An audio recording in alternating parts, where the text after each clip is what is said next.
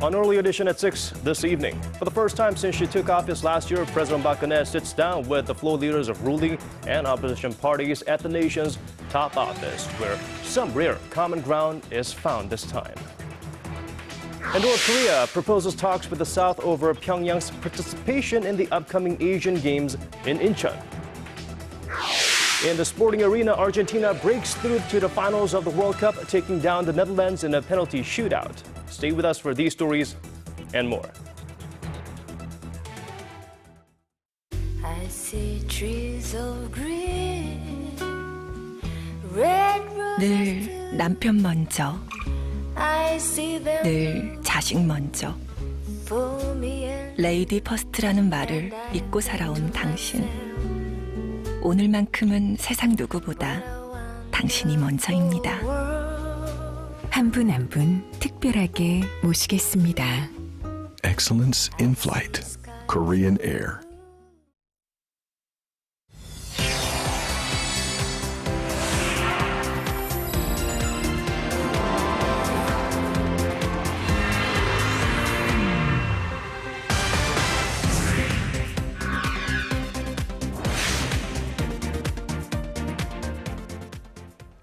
It is 5 a.m. in New York, 5 p.m. in Beijing, and 6 p.m. on Thursday, the 10th of July here in Seoul. I'm Moon Gon-young. And I'm Daniel Che. Thank you for joining us. We begin at the nation's top office. Political gridlock in recent weeks has kept President Park Geun-hye's reform drive from gaining much traction. Right, to grease the wheels, the president reached across the aisle this Thursday, meeting with the floor leadership of the ruling and opposition parties at the nation's top office for the first time. And that is our main opposition party, that is. And as our Choi-sun reports, there was common ground to be found.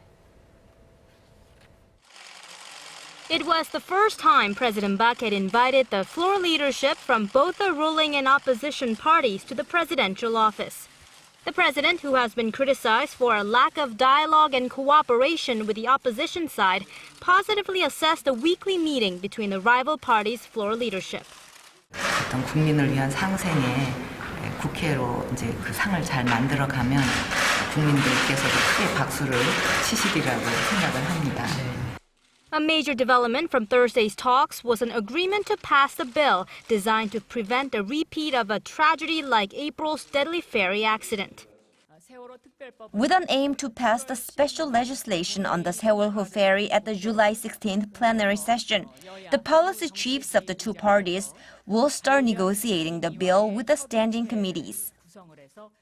The rival parties need to narrow differences over the Sewol-ho Ferry Investigative Committee's authority and ways to compensate the victims and their families. President Park asked for bipartisan support behind her government and public sector reform-related bills put forth in the aftermath of the ferry disaster and a series of bills aimed at revitalizing the economy. A key part of the president's government restructuring plan involves setting up a safety ministry to oversee the management of all forms of natural and man-made disasters. The two parties in response said they'll seek to pass the bills next month. To the opposition's request that the president reconsider two controversial cabinet nominations, President Park said she would take it into consideration. The president asked the opposition to participate in her envisioned Inter-Korean Unification Preparatory Committee and said she hoped to meet both parties' floor leadership on a regular basis. Choi-sun, Arirang News. Well, with only 3 weeks left until crucial by-elections, the nation's two main political parties are gearing up for a rematch after no clear winner emerged in last month's local elections. 15 parliamentary seats will be up for grabs. Our Kim Yeon has more on the upcoming by-elections. The race for the July 30th parliamentary by-elections got underway Thursday with 2 days of candidate registration at the National Election Commission. 15 assembly seats are up for grabs, the largest number in Korea's by-election history. Campaigning will officially start on July 17th and continue for 2 weeks until Election Day. For Korea's two main political parties, the by-elections will be far more than an opportunity to expand their presence in the National Assembly, as neither one emerged as a clear victor after local elections on June 4th. Currently, the ruling Saenuri Party holds 147 of the 300 parliamentary seats, while the main opposition New Politics Alliance for Democracy has 126. The ruling party is vying to gain a majority of the vacant assembly seats, while the main opposition party is looking to garner a win in important constituencies in Seoul and the surrounding Gyeonggi-do province. Seoul's Dongjak-bi district is considered strategically important to both parties, as the district's parliamentary seat is not only in the heart of Seoul, but is the former district of 7-term lawmaker and Saenuri heavyweight Chung Mong-jun. Experts say that as the 15 constituencies are spread around the nation, with 6 being in the metropolitan area, including 1 in Seoul, the mini general election could act as a referendum on the government. In appealing to voters, the Saenuri Party will emphasize the need for a national reform drive and supporting the president, while the unified opposition party will continue to highlight government's mishandling of April's ferry tragedy. But unless the main opposition party can provide viable alternatives to the ruling party's policies, neither party will have a clear advantage. Kim Yeon, Arirang News. Well, shifting our focus, Korea's central bank cut its growth outlook for this year to 3.8% from the initial 4%, citing the negative impact the ferry tragedy in April has had on the nation's already sluggish domestic demand. But the bank held its key rate unchanged at 2.5%. Our Hwang Ji-hye tells us what that means. The Bank of Korea expects the domestic economy to grow 3.8% this year, down 0.2 percentage points from its earlier forecast. Giving out a new growth outlook on Thursday, the central bank said the revision is due to the sluggish domestic demand brought on by the ferry disaster in April. Although the new forecast indicates a slowdown in the pace of recovery, the bank said that it does not indicate a radical change in the bank's view that the overall domestic economy remains on a recovery track. But it did open up the possibility of a rate cut down the road. This 3.8% growth is still matching up with the nation's potential growth rate, but the concern now is that there are bigger downside risks than upward potential. The downside risk, the central bank says, is again coming largely from the ferry tragedy as well as the strengthening local currency trend. We still can't rule out the possibility that the worsened economic sentiment due to the disaster will go on for a longer period of time. For this month, the central bank kept the key rate steady at 2.5% for the 14th straight month. While the central bank is taking a wait-and-see approach for the time being, some market analysts expect that a rate cut could come as early as next month. Hwang Ji-hye, Arirang News. Now, China, on the other hand, its trade performance last month missed the mark. Exports did rise by 7.2% on year, but fell well below market forecasts of 10.4%. Imports were up 5.5%, but missed market expectations by 0.5 percentage points. Despite signs of a slowing economic activity, officials in Beijing say they expect exports to pick up in the latter half of the year on improving global demand. But economists are less bullish. They say the recovery is likely to remain listless unless stimulus measures are introduced to boost domestic demand there. Well, it's no coincidence that Korea has some of the fastest internet and wireless network speeds in the world.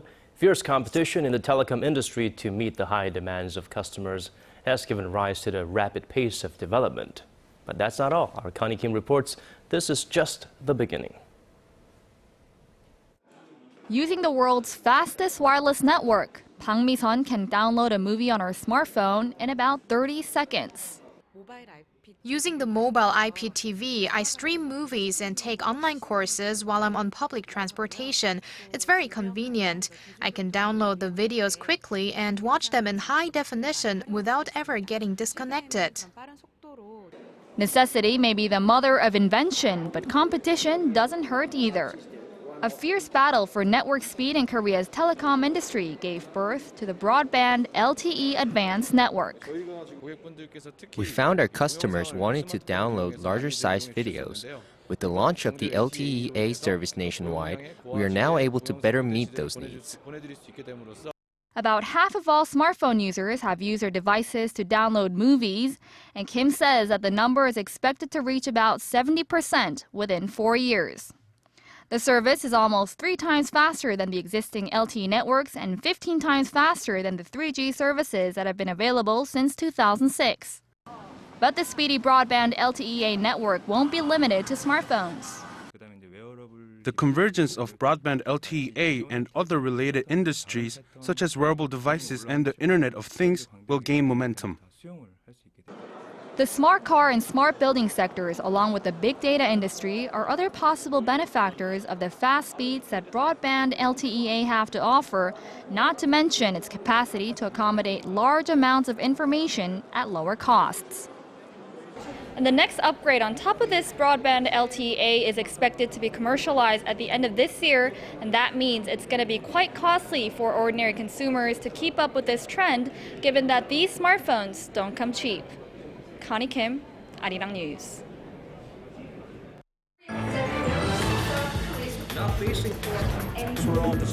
Digging deeper, getting to the bottom of stories that impact your life.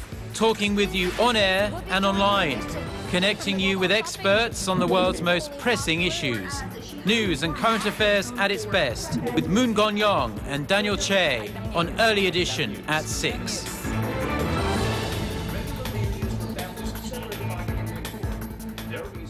Unpredictable. North Korea wants to hold a round of working-level talks with South Korea next week to discuss its plans to send athletes and a cheering squad to the Incheon Asia Games this fall. North Korea's state-run Korean Central News Agency reported Thursday that they would like to hold the talks in the inter-Korean border village of Panmunjom next Tuesday.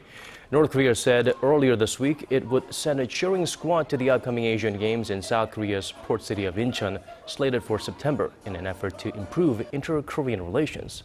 If a North Korean cheering squad were to participate in the Incheon Asian Games, it will be the first such dispatch by the regime in 9 long years. Meanwhile, the United States has confirmed North Korea fired 2 short-range ballistic missiles into the East Sea. The latest launches on Wednesday, Korea time, marks Pyongyang's 13th projectile launch this year alone. A U.S. official said the firing violates numerous UN Security Council resolutions, which ban the North from any ballistic missile activity. State Department spokesperson Jan Psaki also voiced concern, saying such provocative acts heighten tensions in the region and will not provide North Korea with the prosperity and security it claims to seek. The official urged Pyongyang to refrain from provocations and stick to its international obligations and commitments.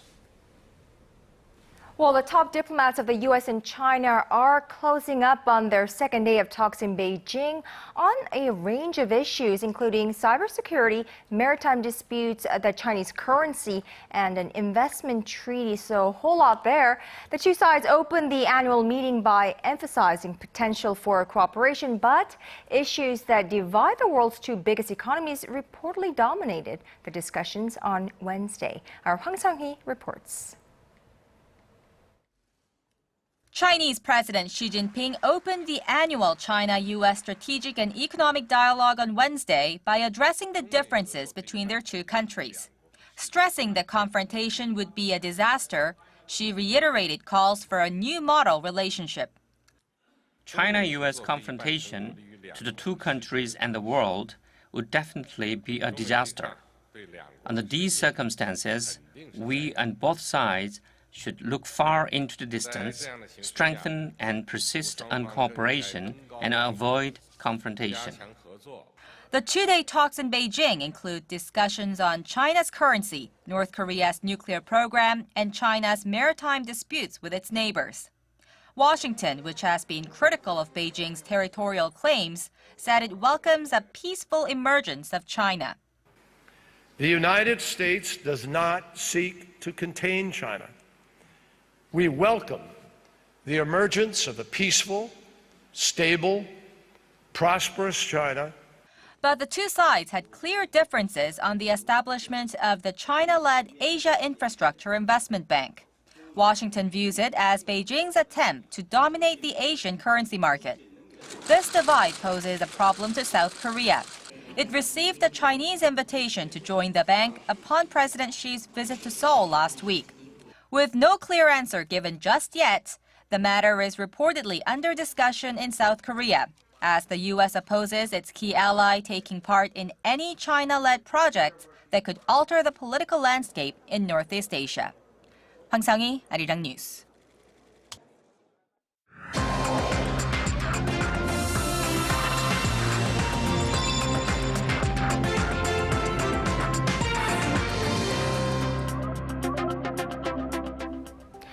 Well, energy security has over the years become an issue of great importance, but today it's considered critical in international relations, for global safety, and even for the mere survival of humanity. The renewed focus on energy security is driven in part by an exceedingly tight oil market and high oil prices, but also by the threat of terrorism, instability in some exporting nations, geopolitical rivalries, and the fundamental need for countries of energy to power their economies. Right, so to discuss the growing importance of energy cooperation, we are joined live in the studio by Dr. Kim Yeon. Dr. Kim is the director of the Center for Energy Governance and Security at Hanyang University and also a professor of international relations. Professor Kim, welcome to the program. Thank you for having me. Now, I think it's now safe to say that energy security no longer stands by itself, but is really entrenched in the larger relations among nations and how they interact with one another. I'm sure the global energy security issue was discussed at the annual Pacific Energy Summit last week, and I know for a fact that you were there yourself. Yes. So why don't you give us an overall I suppose, a view of that, and tell us how Korea fits into that equation. Sure. The Pacific Energy Summit, which was organized by National Bureau of Asia Research of the United States, the reason that they held this conference in Seoul this year is quite important. I mean, given the situation in Northeast Asia here, the U.S. success of shale gas revolution and rising oil and gas prices, and Russia is pivoting to Asia. I think the United States is looking to increase the shale gas exports and shale oil exports to the Northeast Asian region. That was one of the issues on the agenda. So how does Korea fit into the whole global energy security equation? Along with China and Japan, Korea is one of the biggest LNG and oil importers in this region, and we are trying to diversify from the Middle East suppliers to the United States and potentially to Russia. I remember we used to always say in Korea, not a drop of oil in this country, but things have changed quite significantly. Right. And Korea is also looking to become what's called the oil hub, a center of logistics and trading services, and it actually serves as a commercial storage tank terminal in the major World Sea Road. So, Professor, why is Korea being named as such? Right, that's one of the rapidly emerging situation here, the trading hub for both oil and gas. The reason behind it is the sheer spike in consumption in this region. So that oil and gas imports are increasing. Naturally, I think there is emerged a need to found some trading hub, infrastructure and financing, a hub at the same time. And then so that oil and gas imports and exports are traded in a more smooth fashion. And Korea is ideally located in Northeast Asian region compared to China, which has shallow waters and foggy weather. And Japan, as you know, geographically, due to disasters and earthquakes and tsunami type of disasters, right? So Korea is ideally located to become a hub for both oil and gas. So geographically well situated, I suppose. Right. Now, back in May, we heard of this Russia-China big historic gas deal, $400 billion, 30-year-long contract, which sparked a lot of excitement in the global community. Now, the scope of this deal only highlights the growing importance of, I suppose, cooperation in the field of energy. What is the significance there? Sure. I mean, everybody discusses that. I mean, just May 21st, signing of Russia-China gas agreement, which is a counter move against potential U.S. shale gas exports and oil exports. The significance of Russia-China gas deal and also oil deal is they're trying to secure at least 20% of the market here in this region, both China, Japan, and Korea. And then it's spiking a rivalry between Russia and the United States. As a Korea, I think we need to strike optimum balance between these new suppliers in addition to Middle East. That's quite an important issue. Well, Russia, South Korea, and North Korea joining forces for a project, a gas pipeline project that is. It's huge economically as well as geopolitically. What is your outlook on this particular project, Professor? I think once Russia signs an agreement with China, then the next step, I think, will be either Japan or Korea. We had some agreement made already 3 years ago, August 2011. Although since 2011, no progress, but after Russia-China gas deal, a lot of hopes for continuing to discuss so-called the Korean gas pipeline. So we need to look into these formerly delayed Korean gas pipeline issues. Well, definitely an economic issue, but it will definitely have a diplomatic and political implications as well. I suppose attracting North Korea into the global economy. Right. President Putin is going to visit Japan, and probably at some point next year he's going to visit Seoul also. So we need to restart the negotiation with Russia on these issues. Right, we'll definitely keep an eye on that. All right, Dr. Kim Yeon, Director of the Center for Energy Governance and Security at Hanyang University. Thank you so much for speaking with us this evening.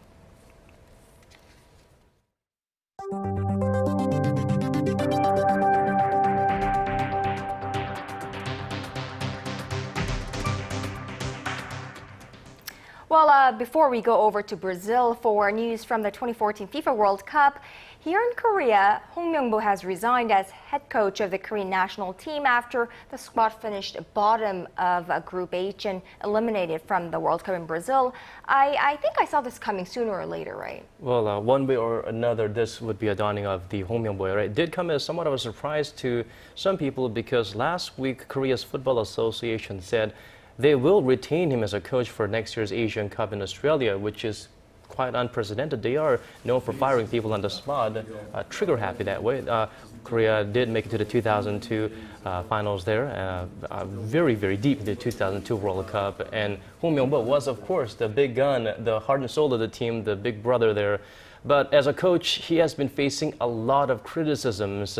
But it comes with the job, it comes with the territory. Unfortunately for Hong, he decided to take the blame himself and step aside. Right, so the final result from the Korean team was a single point, which was a draw against Russia from their 3-game stay in Brazil. So that was a little bit painful for us to watch, but still, I think he should still have his, gain his respect for what he has done so far and what he could do in the future as well. Certainly. All right, well, on the opposite end of the success scale in the World Cup, we now know the two teams that will face off in the finals of the World Cup. Argentina will face off against Germany in a repeat of the 1986 and 1990 finals after the South Americans beat the Netherlands 4-2 on penalties after they finished 0-0 after 120 minutes. So the first of the two semifinals were just full of goals, this one none. Right, and I know, Kon Young, you are really excited about this match as it represents two sides of the world, and it's a good showdown between the two sides. The goalkeeper was the hero of the day, saving 2 of the Dutch players' penalties. Germany will be, of course, the strong favorites in the final day after they simply demonstrated how to destroy the opposition. 7-1 victory over Brazil in Tuesday's semifinal. Brazil and the Netherlands can't pack up and go home, though. They do have the third-place playoff on Saturday local time. And here's a look at what's ahead for 2014 FIFA World Cup in Brazil.